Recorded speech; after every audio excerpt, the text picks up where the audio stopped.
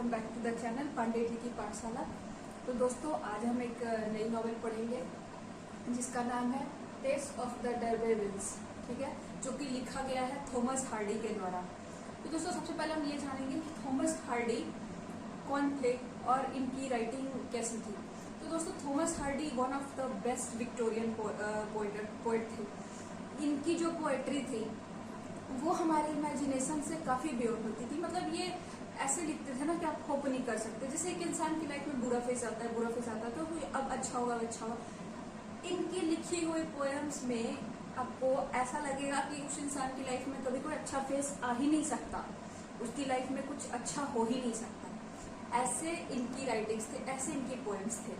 तो अब हम उन्हीं की एक पोएम में से ये देखेंगे।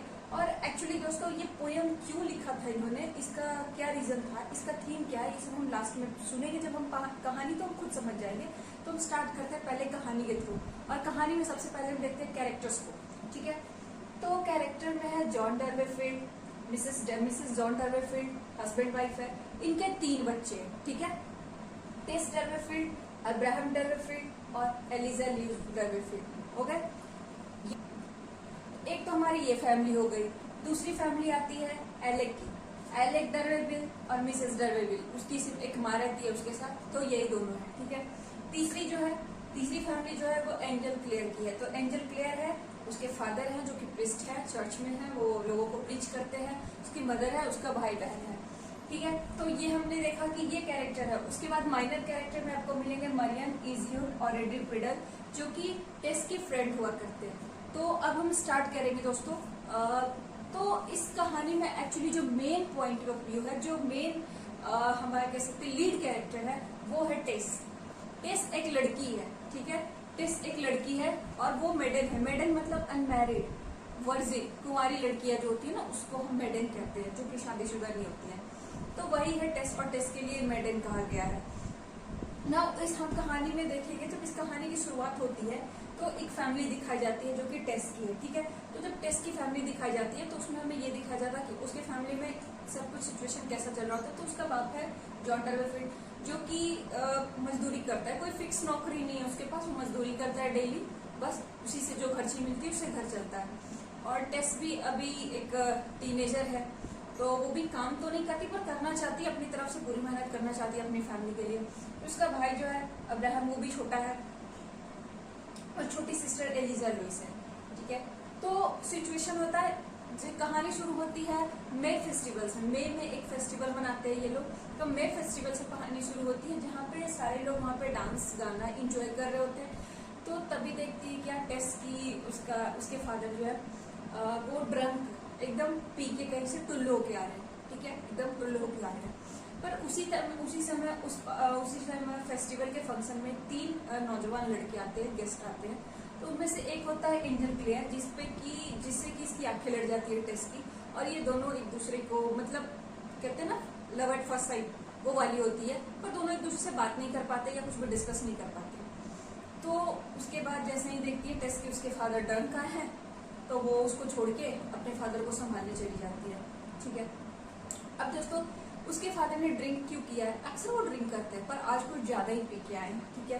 क्यों, जब उनकी बीवी उससे पूछती है कि इतना ड्रिंक क्यों है, तो पता चलता है कि इसके मतलब कि जॉन जो डर्वेफील्ड है, इनको रास्ते में आते हुए एक प्रिस्ट मिले थे, एक चर्च के व्यक्ति मिले थे। उन्होंने कहा सर जॉन, मतलब एक दिहाड़ी मजदूर, उसको कोई सर क्यों कहेगा। ये सुन के जो जॉन डर्वेफील्ड है ये सदमे में पहुंच गया, ठीक है। अब जब ये सदमे में पहुंच गए तो इन्होंने पूछा उनसे प्रिस्ट से कि आपने मुझे सर किस हिसाब से बोला, मैं और सर हाउ। तब उस इंसान ने, उस प्रिस्ट ने बताया कि आप तो बहुत बड़ी हस्ती है, आपकी तो पूर्वजों रईस है, आप तो बहुत बड़े रईस है। ये बात सुनी, अब जॉन डर्वेफील्ड का दिमाग घूम गया। उन्हें लगने लगा कि भाई मैं तो रईस हूँ, मेरा क्या। अभी वे एक्चुअली वो आ रहे थे पैदल चल के, बट इनके दिमाग में आया भाई मैं तो खानदानी रईस हूँ, मैं पैदल क्यों जाऊँ। सो इन्होंने क्या किया, अपने लिए रथ मंगवाया। ये रथ से गए, कहाँ गए, ठेके पे शराब पीने। शराब पी के टुल्लू होके ये घर को गए, ठीक है। वैसे घर को ये गए नहीं, ये तो देर रात पड़े थे भाई इनकी वाइफ इनको लेने की। जब वो घर लेके गई तो पता चला कि ये सब कहानी है। अब उनकी वाइफ को भी लगने लगा कहीं ना कहीं कि ये बात सच है, ठीक है, हम अमीर हैं, हम रईस हैं, ये सब ठीक है। तो इन सब के चक्कर में जो जॉन डर्वेफील्ड ने काम धंधा स्टक कर दिया कि हम तो भाई रईस हैं, हम क्यों काम करें, हमारी तो खानदानी प्रॉपर्टी है एंड ऑल। कहाँ है क्या है कुछ पता नहीं है, बट इन्होंने काम छोड़ दिया। अब धीरे धीरे वो भी बूढ़े हो गए थे, बीमार हो रहे थे। तो टेस क्या है, टेस ने काम करना स्टार्ट किया, ठीक है। एक दिन टेस काम करने गई अपने घोड़े को लेके, पर इत्तेफाक से इसका घोड़ा भी गिर गया, चोटिल हो गया, वहीं पे उसकी डेथ हो गई। अब टेस को भी इस बात का सदमा लग जाता है कि ये जो घोड़ा मरा है हमारा, वो मेरे कारण से मरा है। तो हमारे घर की जो ओनली सोर्स ऑफ इनकम थी, ये घोड़े की वजह से हम जो काम धंधा कर पाते थे, अब हम वो भी नहीं कर पाएंगे। इस गिल्ट में जी रही होती है टेस, उसको बहुत लोग समझाते हैं पर वो गिल्ट में रहती है। फिर दोस्तों वो धीरे धीरे सोचती है कि चलो मेरी वजह से ये प्रॉब्लम हुई है तो मैं ही इसको सॉर्ट आउट करूंगी, और वो चली जाती है काम करने, काम ढूंढने के लिए। तो दोस्तों ये स्लोप पे जाती है, आगे चल के अंदर काफी दूर जाती है रास्तों में, तो इसे एक मेंशन मिलता है, ठीक है। उस मेंशन में जाके देखती है, वहां काम करने को जाती है। तो वहां जब जाती है तो दरवाजा खुलता है तो एक यंग लड़का मिलता है। वो यंग लड़का होता है आपका एलेक डर्वेविल, ठीक है। एलेक डर्वेविल यंग लड़का होता है वहां पे। तो वो दरवाजा खोलता है और वो टेस को देखता है। टेस खूबसूरत दिखती थी, एक्चुअली में बहुत ही खूबसूरत लड़की थी, और सिंस एक टीनेज थी तो ग्लो भी था उस पर। उसको देखते ही एलेक को भी थोड़ा सा उसके प्रति अट्रैक्शन हो जाता है। तो एलेक तो शुरू से ही फ्लर्टी टाइप बिहेव करता है उसके साथ। फिर ये मिलती है, उसके घर काम मांगने जाती है। तो वो काम तो देने, वो अपनी माँ से इसको नहीं मिलने देता एक्चुअली, ठीक है। एलेक की माँ भी होती है घर पे, मिसेस डर्वेविल, तो ये उनसे नहीं मिलने देता है टेस को, और ये खुद ही टेस को सारे काम बताता है और कहता है कि कॉन्ग्रेचुलेशन, तुम अपॉइंट कर दी गई हो, तुम यहाँ काम करने के लिए। तो पर वो टेस के साथ बहुत ज्यादा चिपक रहा था, जो कि टेस को अच्छा नहीं लगा। तो वो चीज टेस को अच्छा नहीं लगा और वो फिर उस चीज के अगेंस्ट गई, और उसने सोचा कि नहीं मैं यहाँ काम करने नहीं आऊंगी। वो घर को जाती है, उसके घर पहुंचने से पहले उसके घर एलेक पहुंच चुका था, और एलेक वहां जाके उसकी माँ को एडवांस दे चुका था कि भैया हमने आपकी बेटी को नौकरी पे रख लिया, तो अब उसका काम हमारे यहाँ फिक्स हो गया। तो ये काम होता है। उसके बाद जब मजबूरी हो जाती है टेस की, उसकी माँ भी उसको जबरदस्ती बोलती है कि नहीं काम मिला मुश्किल से, तुमको जाना ही पड़ेगा, तुमको करना ही पड़ेगा। तो टेस चली जाती है काम करने उस घर पे। अब वहां पे जाने के बाद इसके साथ एलेक जो है थोड़ा गंदा बिहेव करता है, हमेशा इसके साथ फ्लर्ट करता है, चिपकने की कोशिश करता है, किस वजह से जबरदस्ती करने की कोशिश करता है। तो ये चीज भी किसी लड़की को अच्छा नहीं, टेस को भी अच्छा नहीं लगेगा। बट फिर होता ये है कि सिंस ये डर्वेविल है और ये डर्वेफील्ड है, तो दोनों के टाइटल्स मैच होते हैं, तो एलेक को लगता है कि हम तो कजन्स हो गए। तो वो क्या कहता है, टेस को कहता है कि तुम कभी मेरी माँ को मत बताना कि तुम्हारा टाइटल डर्वेफील्ड है, ठीक है, ऐसा कहता है, ताकि उसकी माँ को ये ना पता चला कि ये अपनी कजन के साथ ही ऐसी ऊंची नीच हरकतें कर रहा है। उसके बाद वो उसके घर काम करती है, काम करते करते फिर काफी दिन बीत जाते हैं। तो एक दिन होता है कि ये लोग मतलब उसकी थोड़ी बहुत दोस्ती भी हो जाती है टेस की। फिर ये लोग एक पार्टी फंक्शन हो रहा होता है, वहां पे गए होते हैं, वहां से लौट रहे होते हैं, रात हो जाती है। अब जंगल के रास्ते आने होता है तो टेस अकेले आ रही होती है। तो जब वो अकेले आ रही होती है तो उसको कोई मिलता नहीं इस रोड पर, जंगल में काफी अंधेरा था और उसको डर भी लग रहा था। तो उस टाइम एलेक वहां आ जाता अपने घोड़े से। वो टेस को कहता है कि तुम मेरे साथ चल सकती हो, मैं तुमको घर तक छोड़ दूंगा। पर पहले टेस मना करती है, वो दूसरी तरफ जाने लगती है। फिर एलेक उसको डरा भी देता है, तो टेस उसके साथ जाने को तैयार हो जाती है। पर एलेक उसको घोड़े पे अपने आगे बिठाता, फिर उसके साथ थोड़ी थोड़ी जबरदस्ती करने लगता है, फोर्सफुली, जो कि टेस को अच्छा नहीं लगता। और जब वो उसके अगेंस्ट जाती है तो क्या करता है कि एलेक उसके साथ जबरदस्ती उसका शोषण करता है, उसका रेप कर देता है। और टेस चिल्लाते रह जाती है हेल्प हेल्प, पर उसको कहीं से कोई हेल्प नहीं मिलती। और नेचर भी, अब देखो यहाँ पे थॉमस हार्डी हमको बताना चाह रहे हैं कि नेचर जो है वो नेचर भी इसके अगेंस्ट था। क्यों, एक लड़की, एक असहाय लड़की पे इतना गंदा बिहेवियर हो रहा है उसके साथ, पर कोई उसको हेल्प करने वाला नहीं। नेचर भी उसके अगेंस्ट है, कोहरा, घना अंधेरा, और कोई उसकी बातें तक नहीं सुनने वाला, उसकी चिल्लाहट तक नहीं सुनने वाला। तो वो एलेक उसका रेप कर देता है, उसको छोड़ के वहां से चला जाता है। फिर दोस्तों फिर यहाँ से टेस कल सुबह होकर अपने घर को आ जाती है। अपने घर आती है तो अपनी माँ को बताती है सब कुछ। इसको ये चीज है कि ये लड़की इतनी सच है कि इसको कुछ छिपाना भी नहीं आता। तो ये अपनी माँ को सारी बातें बताती है। इसकी माँ उल्टा इसी को डांटती है। अब आप बताओ, एक टीनेज लड़की, उसके साथ इतना बुरा हुआ है, और जिस पेरेंट्स को सपोर्ट करना चाहिए वो उस बच्ची को ही डांट रहे हैं।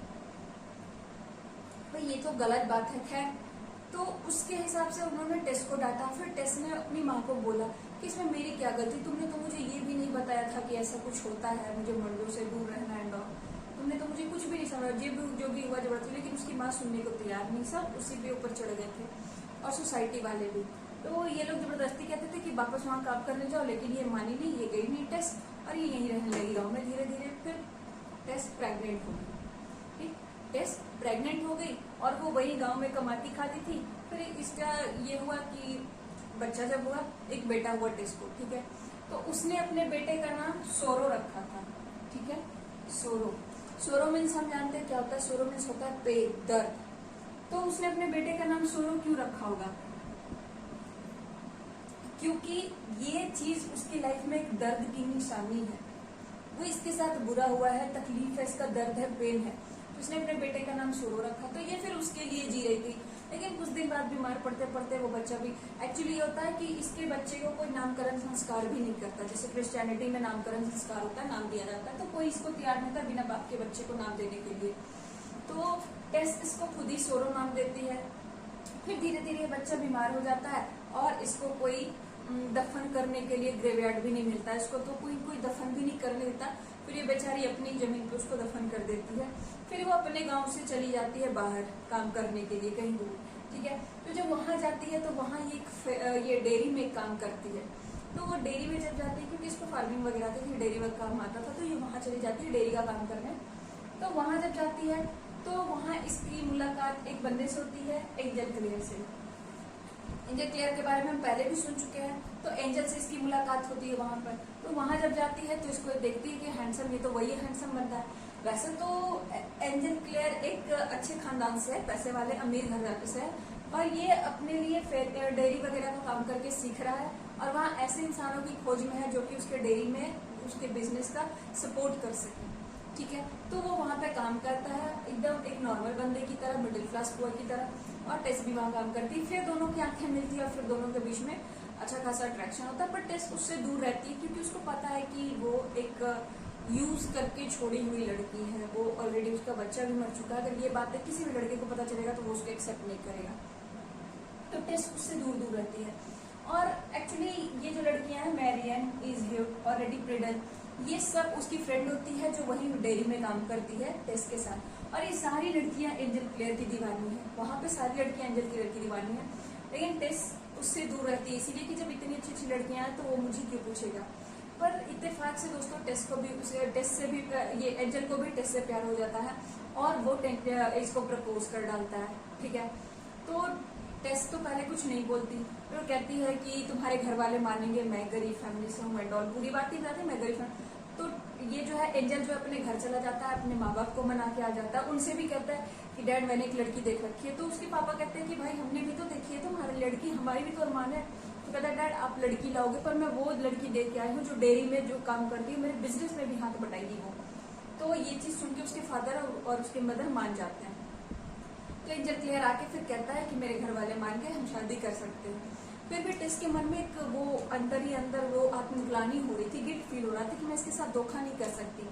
तो टेस क्या करती है कि एक दिन एक लेटर लिख के एनवेलप में डाल के और उसके कमरे में नीचे बेड के वो गेट के अंदर से स्वाइप कर देती है कि एंजल ने पढ़ लिया होगा। पर एंजल क्या करता है दोस्तों, वो पढ़ता नहीं है। ठीक है, वो पढ़ नहीं पाता क्योंकि वो चिट्ठी डोरमेट के नीचे छिप जाती है, तो उसको एंजल पढ़ नहीं पाता, देख नहीं पाता। और टेस को लगता है कि उसने पढ़ लिया है और उसने सब कुछ एक्सेप्ट कर लिया है। फिर दोनों की शादी की टाइम आती है, शादी हो जाती है। तो शादी का एक दिन दोनों एक दूसरे से कन्फेस करते हैं। तो एंजल उसके सामने कन्फेस करता है कि टेस आई एम सॉरी, जो मैं तुम्हारे साथ कन्फेस करता हूँ, सिंस अब हम हस्बैंड वाइफ है, हम एक साथ रहना, तो मैं तुम्हारे साथ कन्फेस करता हूँ। मेरे एक मुझसे उम्र में ज्यादा औरत के साथ रिलेशनशिप थे, अफेयर थे, पर अब मेरा ऐसा कुछ नहीं। अब तुम जो भी हो मेरे लिए तुम हो बस। तो ये सुन के टेस कहती है कि कोई बात नहीं, इट्स ओके, जो हो गया सो हो गया, वो उसको माफ कर देती है। अब रिवर्स सिस्टम ऐसा चलेगा, अब सोच नहीं सकते। जब एंजल ने अपनी गलती कही तो कन्फेस दिया, तो टेस ने माफ कर दिया। पर जब टेस की बारी आई, टेस ने कहा कि मुझे भी तुम्हें कुछ बताना है, और ये बताती है कि मेरे साथ ऐसा ऐसा हुआ है, मेरा रेप हुआ है, जबरदस्ती हुआ, मेरे पेरेंट्स ने भी एक्सेप्ट नहीं किया, मेरा बच्चा भी मर गया। तब एंजल उसको झटका दे देता है वो कहता है तुम पागल हो, ये भी कोई माफ करने की चीज है, तुमने मेरे साथ धोखा किया एंड ऑल पूरा। फिर उससे एंजल नाराज रहने लगता है। बहुत कोशिश करती है टेस उसे मनाने की, पर एंजल नहीं मानता। फिर माहौल इतना खराब हो जाता है दोनों के बीच कि टेस को छोड़ के एंजल चला जाने की कोशिश करता है जाने की। तो ब्राजील जाने लगता। ब्राजील जाता है तो अपने साथ इन्हीं तीनों लड़कियों में से एक को ले जाने की कोशिश करता है जो उसको लाइक करती है। तो उसको साथ ले जाता है। तो रास्ते में पूछता है कि क्या तुम मुझे उतना प्यार करोगी जितना टेस करती है।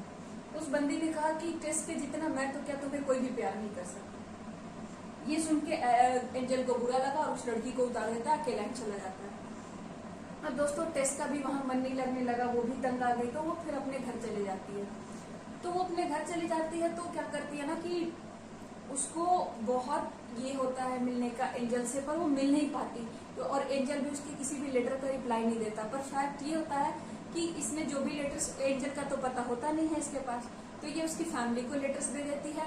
और उसकी फैमिली भी उसको लेटर्स को पहुंचाने की कोशिश नहीं करती, क्योंकि किसी को पता नहीं होता एंजल कहाँ है। बस ये जानते हैं कि ब्राजील में है।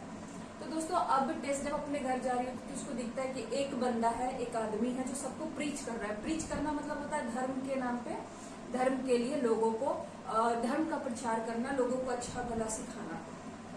तो ये ध्यान से देखती, इसको आवाज जानी पहचानी लगती। जब सुनती है तो पता चलता है कि वो एलेक डर्वेविल्स है। एलेक डर्वेविल्स वो बंदा, ठीक है, ये वो बंदा है जिसने इसका रेप किया था और इसको छोड़ दिया था। वो बंदा प्रीचर बना है, वो प्रिस्ट बन के लोगों को प्रीच कर रहा है।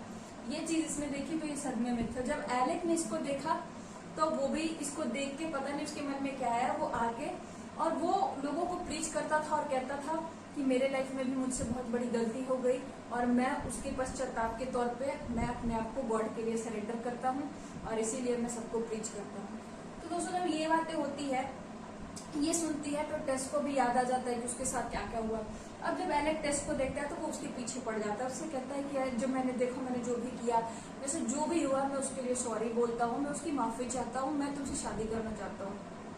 तो इस चीज को लेकर टेस तो उसको माफ नहीं कर सकती, तो टेस उसको डायरेक्ट रिजेक्ट मारती है। फिर वो टेस के घर पे भी चला जाता है, वहां भी बोलता है, उसके पेरेंट्स बोलते हैं हाँ कर लो शादी। ये कैसे माँ बाप है यार, ये कैसे माँ बाप है जो अपनी बेटी को ऐसे जंगल में ढकेल रहे हैं, ऐसे जंगल में ढकेल रहे हैं। पर टेस नहीं मानती, फिर भी एलेक जबरदस्ती करता है। और फिर एक दिन होता है कि एंजल बहुत बीमार हो जाता है, उसकी हालत बहुत खराब हो जाती है। तो ब्राजील से अपने घर को आता है। तो जब अपने घर आता है, अपने माँ बाप से मिलता है, तो उसके माँ बाप उसको बताते हैं कि बेटा टेस हमेशा यहाँ तुम्हारे लिए लेटर्स भेजती थी, पर उसने कभी हमसे कुछ नहीं मांगा। ऐसा होता कि वो गरीब है, खराब सिचुएशन में, तो हमसे तुम्हारे नाम पे वो पैसे भी इस्तेमाल छीन सकती थी, पैसे भी मांग सकती थी, तो उसने कभी कुछ मांगने की कोशिश नहीं की है हमसे। तो ये बातें सुन के एंजल को बड़ा बुरा लगता है और वो सोचता है कि उसने टेस के साथ बहुत ही ज्यादा गलत किया और उसको गिल्टी फील होने लगता है। तो वो चाहता है कि वो टेस से माफी मांगे। तो जब वो टेस के पास जाता है तो टेस कहाँ होती है, एलेक के घर पे। टेस चली जाती है एलेक के घर पे, उसके साथ रह रही होती है। तो यहाँ जब इसके घर आता है एंजल टेस के घर, तो टेस की फैमिली बताती है कि वो तो एलेक के घर पे है। जब वो एलेक के घर जाता है तो दरवाजा खटखटाता है और जैसे ही दरवाजा खटखटाता है उसको देखते ही जो एंजल को टेस को देखते ही दोनों की आंखों में आंसू आ गए। दोनों एक दूसरे को प्यार से देखने लगे, प्यार भरी आंखों से देखने लगे। पर टेस उसको देख के दरवाजा बंद कर लेती, कहती अब तो बहुत देर हो चुकी है। और फिर एंजल जाने लगता है, वापस जाने लगता है। तो थोड़ी ही देर बाद जब वो जा रहा था तो उसके पीछे से टेस आती है दौड़ी दौड़ी और वो जाकर उसको पकड़ लेती है और कहती है कि अब हम दोनों को कोई अलग नहीं कर सकता, हम दोनों साथ रहेंगे। और ऐसा क्यों कहती है, क्योंकि टेस एलेक के घर जाके एलेक को जान से मार चुकी है। उसने एलेक का मर्डर कर दिया और वो एंजल के साथ भाग रही है, ठीक है। और इस बात का डर भी नहीं, ये टेस जो है सरेंडर करने को भी तैयार है, ठीक है। तो एंजल और टेस जो है ये कहीं दूर चले जाते हैं और अपनी लाइफ जो जब तक पुलिस ना पकड़ ले तब तक तो ये चैन से जी सकते हैं। तो एक 2 वीक के लिए जी रहे होते चैन से। फिर पुलिस आती है और टेस को ले जाती है और उसके बाद जो है टेस जो है इसको एंजल को बोलता है कि मेरी छोटी सिस्टर जो है एलिजा लुइसा जो है तुम उससे शादी कर लेना और उसके साथ ही खुश रहना। तो टेस को ले गई पुलिस। जब टेस की फांसी होती है तो जेल के पास वो जो झंडा लहराता है फांसी के टाइम, वो देख के एंजल और एलिजा लुइसा जो है ये दोनों ही खुद को संभालते हैं। दोनों को बुरा लगता है कि टेस की फांसी हो गई, वो हमारे बीच नहीं रही, और फिर दोनों शादी करके एक साथ खुश रहते हैं। अब दोस्तों ये कहानी यहाँ पे एंड हो जाती है। तो बाकी की लाइफ तो हमने देख ली। एंजल ने पहले एलेक ने जो है पहले याशिया करी, प्रीच बन गया, फिर बाद में टेस ने उससे अपना बदला ले लिया, ठीक है, उसकी जान ले ली, क्योंकि वो पापी था, वो ये डिजर्व करता था। रही बात एंजल की, एंजल पहले तो बहुत अच्छा बंदा था, उसने वो ठीक किया, पर उसने अपनी बीवी को छोड़ के वो चला गया। एंड देन वो तब आया जब उसकी जरूरत ही नहीं थी, ठीक है। फिर भी एंजल को उसकी बहन को, उसकी छोटी बहन मिल गई टेस की, अब वो उसके साथ खुश रह रहा है। पर यहाँ जो सबसे खराब लाइफ हुई है वो हुई है हमारे जो लीड कैरेक्टर में है उस टेस की। इसकी लाइफ के इतने गंदे हालात हैं कि क्या बताएं। इसकी लाइफ में सोरो, पेन, सब कुछ है, ठीक है, सैडनेस। इसकी लाइफ में वो ही सब कुछ मिला है। इसकी लाइफ में खुशियां आपने देखी कभी? जब मे का फेस्टिवल मना रही होती है बंदी, तब इसका फादर ड्रंक आता है, उसके घर के, उसकी नौकरी छूट जाती है, सिचुएशन खराब, बंदी काम करने जाती है, वहां इसको हराश किया जाता है, वहां इसका रेप हो जाता है। जब वो रेप से वापस आती है तो इसके माँ बाप एक्सेप्ट नहीं करती। फिर इसको जब प्रेग्नेंट होती है तो इसके समाज वाले ताने देते हैं। जब इसके बच्चे का जन्म हुआ, इसने बच्चे के लिए जीना शुरू किया तो इसका बच्चा बीमार होकर मर जाता है। अब जब इसका बच्चा मर गया तो फिर वापस जब ये जीने लगती है तो इसकी लाइफ में वापस एंजल आ जाता है, और जब एंजल आता है तो वो शादी करके फिर उसको छोड़ जाता है, और उसके छोड़ने के बाद जब ये फिर से जीना स्टार्ट करती है तो एलेक आ जाता है। मतलब ये बंदी हार नहीं मान रही और किस्मत भी इसको छोड़ नहीं रही। तो इस कहानी से आप समझ सकते हैं थॉमस हार्डी हमारे जो राइटर है, ये आप समझ सकते हैं कि इनकी माइंडसेट क्या होगी। इन्होंने किस तरीके से सोचा, कितनी डीपली सोचा होगा कि एक लड़की के साथ इतना कुछ हो सकता है। और ये कहानी जो है एक्चुअली ये जो लिखा है थॉमस हार्डी ने, it's not a normal thing, it's based on the Victorian era women situation, ठीक है। जो विक्टोरियन एरा था उस टाइम में वहां की फीमेल्स का सिचुएशन क्या था, ये दिखाने के लिए थॉमस हार्डी ने हमें ये इतनी बड़ी एपिक चीज दी है, इतनी बड़ी पोएम पढ़ाई है। इसमें हमने ये देखा कि एक लड़की की लाइफ कितनी हेल हो रहा है, कि एक बंदा रेप करके भी चैन से जी रहा है, एंजल शादी करके भी छड़ गया, वो भी चैन से जी रहा है, उसको भी लड़की मिल रही है। नहीं मिल रहा है तो किसको? टेस को। ना खुशी मिल रही है, ना साथी मिल रहा है, ना कोई सपोर्ट करने वाला मिल रहा है। तो ये दिखाता है उस टाइम का, यानी कि 19वीं सेंचुरी का विक्टोरियन एरा में जो फीमेल्स की सिचुएशन थी उस बारे में। तो दोस्तों ये थी हमारी आज की कहानी। अब हम आपसे मिलेंगे दूसरे वीडियो में। अगर वीडियो पसंद आई तो लाइक, कमेंट, शेयर जरूर करना और चैनल को सब्सक्राइब जरूर करना।